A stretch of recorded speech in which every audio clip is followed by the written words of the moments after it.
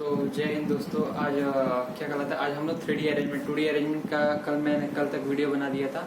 ठीक है, आज हम लोग का जो लेक्चर जो है वह 3D अरेंजमेंट के ऊपर बेस्ड है। ठीक है, 2D अरेंजमेंट मैंने खत्म कर दिया। ठीक है, यहाँ पे 3D अरेंजमेंट में मैंने close packed structure in 3D, ठीक है, यानी 3 dimension close packed structure in 3 dimension, ये दो टाइप में बांटा गया। ठीक, पहला टाइप जो होता है 3 dimensional arrangement of close packing structure from 2D square close packing layer. ठीक है, और दूसरा जो होता है 3 dimensional close packing from 2 dimensional hexagonal close packing layer. ठीक है, इसको फर्दर क्लासिफाई किया गया है प्लेसिंग 2 लेयर ओवर फर्स्ट।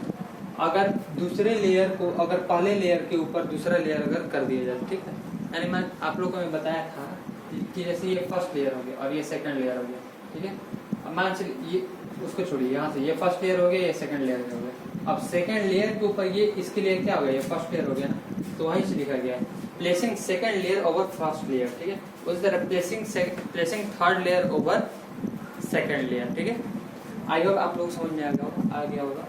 उसके बाद लिख रहा है, अब इसको थर्ड लेयर को भी दो टाइप में बांटा गया है। ठीक है, थर्ड लेयर जो होता है प्लेस करता है सेकंड लेयर के ऊपर, इसको दो टाइप में बांटा गया। ठीक है, पहला बांटा गया कवरिंग टेट्राहेड्रल वॉइड, एक तो टेट्राहेड्रल वॉइड को कवर करेगा और दूसरा जो है वो ऑक्टाहेड्रल वॉइड को कवर करेगा। ठीक है,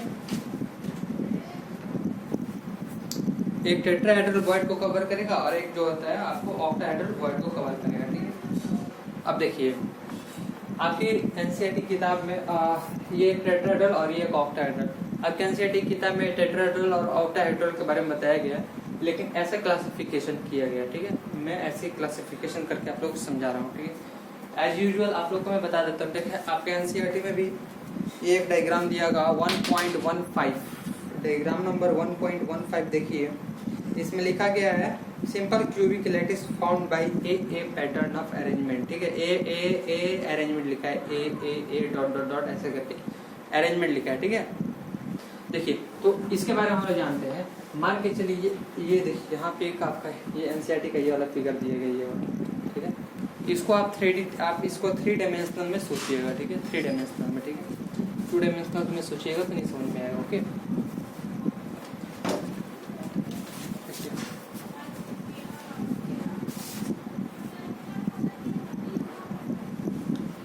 इसमें क्या होगा आपका, देखिए जैसे मान के चलिए अगर हम इसको ऐसे कवर कर देते हैं, इधर से ये इसको और इधर से इसको कर देते हैं, ये आपका लग रहा है कि ये आपको ये जो अरेंजमेंट है ये 2D अरेंजमेंट है।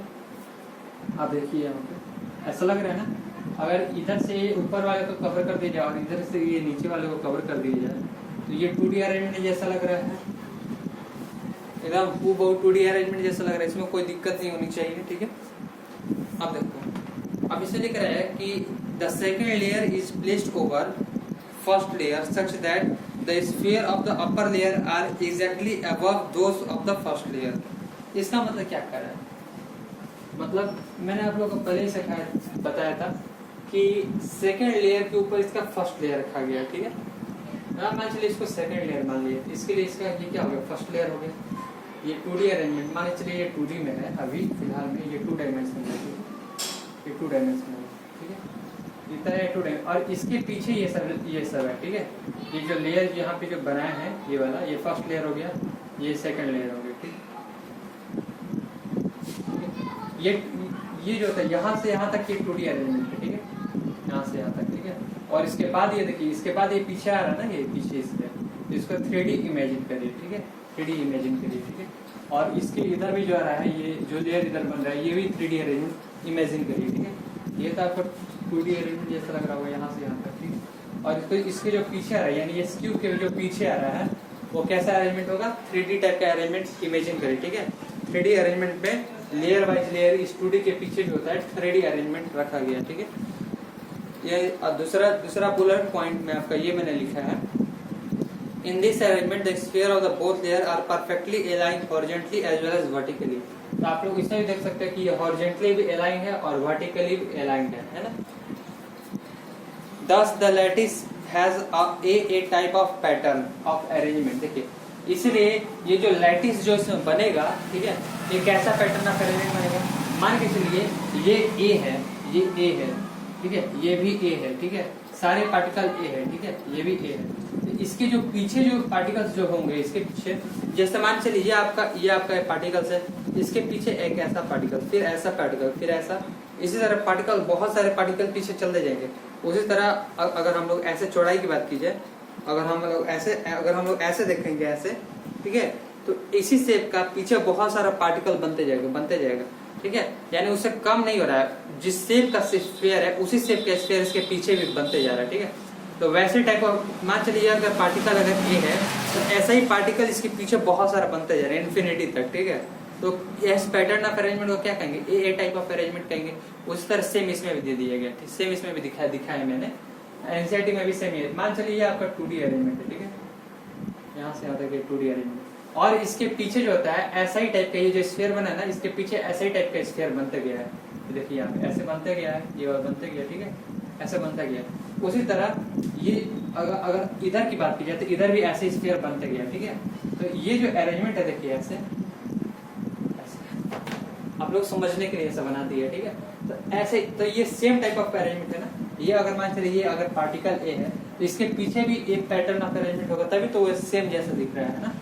तो इस पैटर्न ऑफ अरेंजमेंट को क्या कहा देंगे, a type of pattern of arrangement, ठीक है, ए पैटर्न ऑफ अरेंजमेंट हो जाएगा, ठीक है। इसका पैटर्न ऑफ अरेंजमेंट कैसे हो जाएगा, ए टाइप का पैटर्न ऑफ अरेंजमेंट हो जाएगा, ठीक है। अब देखिए आगे मैंने एक पॉइंट और बता रहा हूँ, ठीक है, उसको नोट डाउन कर लीजिएगा। The lattice thus the generated the simple cubic lattice, it is unit is the primitive cubic unit cell। देखिए ये इसमें जो, अब भाई मान चलो कोई भी चीज होता है, वो भी चीज होता है, एनसीईआरटी के मैंने बुलेट पॉइंट मैंने अपने नोट्स में लिखा है, ठीक है। उसी नोट्स में आप लोगों को मैं जो होता है ना थ्योरेटिकल जो होता है वो मैं बोलता रहता हूँ, ठीक है। क्योंकि एनसीईआरटी वर्ड टू वर्ड अभी पढ़ूंगा तो, क्योंकि उसमें डायरेक्ट ऑक्टाहेड्रल और टेट्रागोनल समझा दिया, ठीक है। लेकिन ऑक्टाहेड्रल और टेट्रागोनल क्लासिफाई करके मैंने आप लोग बता दिया कि ऐसे ऑक्टाहेड्रल और टेट्राहेड्रल आएगा। तो सबसे पहले इसको पढ़िएगा, उसके फिर इसमें ये दोनों को पढ़िएगा, उसके फिर इसको, उसके बाद ना ये दोनों आएगा ऑक्टाहेड्रल टेट्राहेड्रल। इसलिए मैंने आप लोग को स्टेप बाय स्टेप समझाने का कोशिश की, ठीक। आप लोग वरी मत करिए कि बहुत ज़्यादा लेक्चर हो रहे हैं, ठीक है।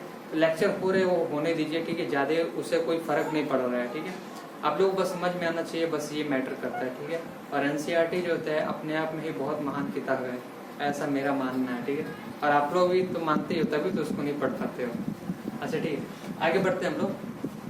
देखिए कभी आप लोग एनसीईआरटी का ना आगे वाला पेज खोल के देखिएगा, कितने प्रोफेसर, या फिर कोई भी किताब खोल के देखिएगा, कितना प्रोफेसर लोग का उस पर साइन रहता है, ये प्रोफेसर होता है, ये चीज लिखे हैं। अप्रोक्सीमेटली 50 प्रोफेसर जो होता है एक बुक में लिखने में काम योगदान देते हैं अपना, ठीक है। ऐसे ही नहीं कोई बुक लिखा जाता है, ठीक है। हाँ वो जाहिर सी बात है, कोई आदमी अपना बुक पब्लिश करवाए उसका अलग बात है, बट एक वर्ल्ड लेवल पे जो किताब लिखाता है नेशनल लेवल पे, उसके लिए प्रोफेसर बहुत ज़्यादा, उसमें सुधार के लिए या फिर उसमें क्या क्या चीज़ नोट डाउन करना चाहिए, किस लेवल का नोट डाउन करना चाहिए, क्योंकि आप लोग को उस लेवल का भी समझने के लिए शक्ति चाहिए, ठीक है ना, आईक्यू चाहिए। तो इसमें हम लोग अगर बढ़ते हैं तो ये देखिए, ये जैसे ए पैटर्न ऑफ अरेंजमेंट होता है, इसके फिर नीचे ये भी जो होता है, इसके पीछे भी जो होता है, ये भी ए पैटर्न ऑफ अरेंजमेंट होता है। सेम सिमिलर साइज इधर भी a type of pattern of arrangement होगा, ठीक है। ये सारे का सारे आप लोग को, आई होप दैट कि आप लोग समझ में आ गया होगा, ठीक है। और इसका जो लैटिस, जो अगर इसमें अगर लैटिस प्रेजेंट है तो कोई ना कोई यूनिट सेल्स इसमें बनेंगे ही बनेंगे। इसमें primitive type of unit cells बनते हैं, ठीक है। कैसे यूनिट सेल बनता है, primitive type of unit cell. Primitive मतलब सिंपल प्रिमिटिव या फिर सिंपल क्यूबिक यूनिट सेल्स कर सकते हैं, ठीक है। सिंपल क्यूबिक यूनिट सेल्स कर सकते हैं, ठीक है। अब देखिए, अब बताओ सिंपल क्यूबिक यूनिट सेल्स का कोऑर्डिनेशन नंबर कितना होगा, ये समझने वाली बात है। सिंपल क्यूबिक यूनिट सेल्स का कोऑर्डिनेशन नंबर कितने हो गए, पुश करके बताओ 2 सेकंड के अंदर, ठीक है। 1 2 ओके, ठीक है। अब ऑन कर लेना, ठीक है। आप सुन लो, इसमें जो कोऑर्डिनेशन नंबर होंगे वो 6 होंगे, ठीक है। अब समझ में नहीं आ रहा हो भाई कि यहाँ पे 6 कैसे होंगे, तो इसको इमेजिन करना पड़ेगा, ठीक है। इमेजिन करना होगा 3D अरेंजमेंट में, ठीक है। देखिए 3D अरेंजमेंट में ऐसे आप लोग इमेजिन करिएगा, जैसे ये आपका एक क्यूब है, ठीक है, ये आपका एक क्यूब है, ठीक है।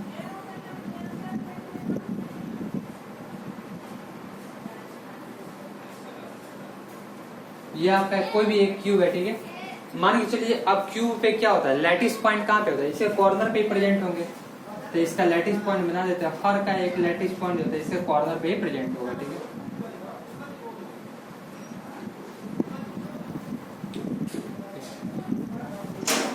और एक प्रिमिटिव क्यूबिक यूनिट सेल्स में अगर लैटिस पॉइंट की बात करते हैं टोटल कितने होंगे, 8 होंगे, 4 अपर लेयर के और 4 लोअर लेयर के, है ना। देखिए ये जो होता है ये 4 ऊपर वाला लेयर का, 4 नीचे वाला लेयर का, टोटल 8 होगा ना क्यूब में, ठीक है।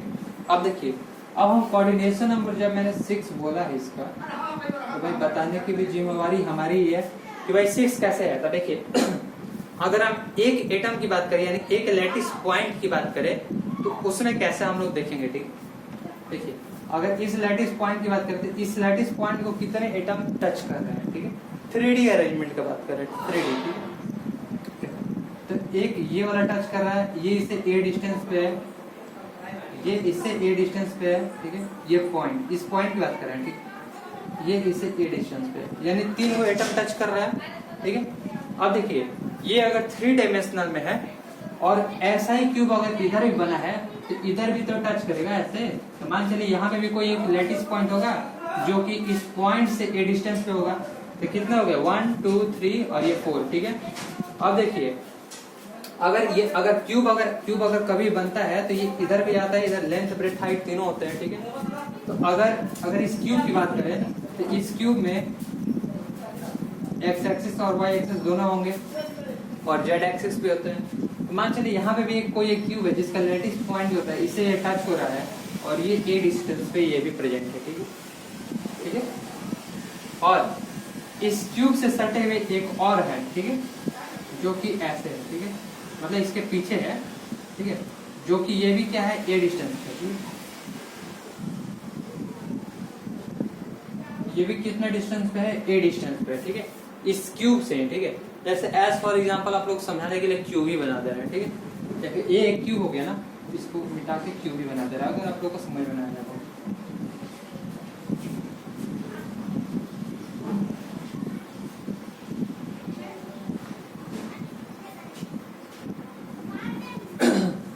देखो मान के चलो ये भी एक लैटिस है, यहाँ से इस लैटिस की बात करें ना, इस लैटिस को कितने लैटिस टच कर रहा है, उसी तरह मान चलो इधर भी क्यूब होंगे, तो इधर वाला तो मैंने बता दिया, अगर इधर क्यूब रहेगा तो ये वाला टच करेगा, ये वाला टच करेगा, ये वाला टच करेगा, ठीक, इसके नीचे भी होगा। इसका बात करते हैं, ये वाला एक टच कर रहा है, एक ये वाला टच कर रहा है, ये हो गया, और एक ये वाला टच कर रहा है, हो गया ना। अब इसको काउंट करिए, तो ये 1 ये 2 ये 3 ये 4 ये 5 और ये 6, तो कोऑर्डिनेशन नंबर कितने हुए, एक लैटिस पॉइंट की बात कर तो 6 हुए, ठीक है।